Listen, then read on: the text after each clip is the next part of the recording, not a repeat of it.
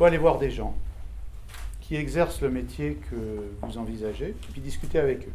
Je ne connais aucune autre solution que de demander des rendez-vous réseau, de trouver des gens sur LinkedIn, ou des anciens de votre université, de votre école, etc., qui exercent le métier que vous recherchez, et puis d'aller les voir. Les gens vous accorderont un rendez-vous, parce qu'ils ont déjà été dans la même situation que vous, à hésiter, à se poser plein de questions, et puis là, c'est leur tour de rendre l'appareil et de donner un coup de main. Le réseau, ça marche comme ça.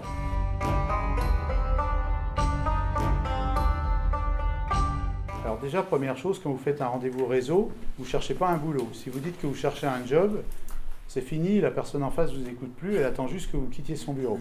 Ce que vous voulez, c'est avoir de l'info sur un secteur d'activité, un métier.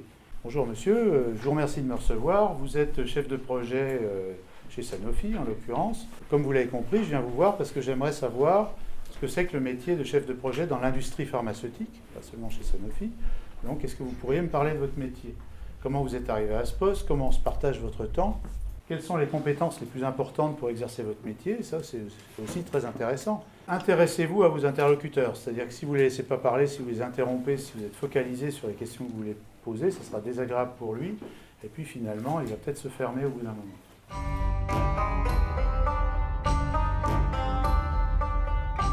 Eh bien, la première chose, c'est de glaner des infos sur un secteur d'activité. Et puis, vous allez apprendre du jargon. Et ça, je ne dirai jamais à quel point c'est important.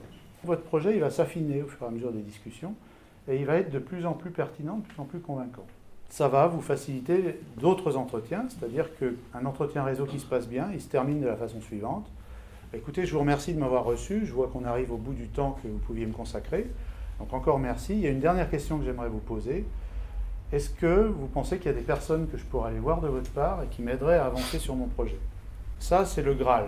Parce que si la personne a pris confiance en vous dans l'entretien, elle vous indiquera des contacts. Elle vous ouvrira son carnet d'adresses et vous dira bah oui, allez donc voir M. Tartampion, parce que je pense qu'une discussion avec vous pourrait vous apporter beaucoup.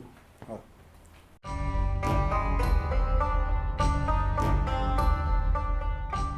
Ça, c'est mon petit curseur. À gauche, métro, boulot, dodo, vous savez ce que ça veut dire, vous travaillez pour payer les factures. À droite, 6 h du matin, vos yeux s'ouvrent, vous sautez dans votre pantalon, vous courez bosser tellement c'est fun.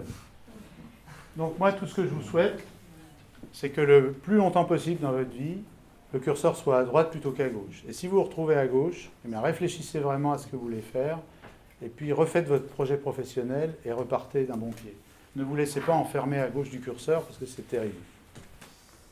C'est ulcère à l'estomac, divorce, alcoolisme. Enfin.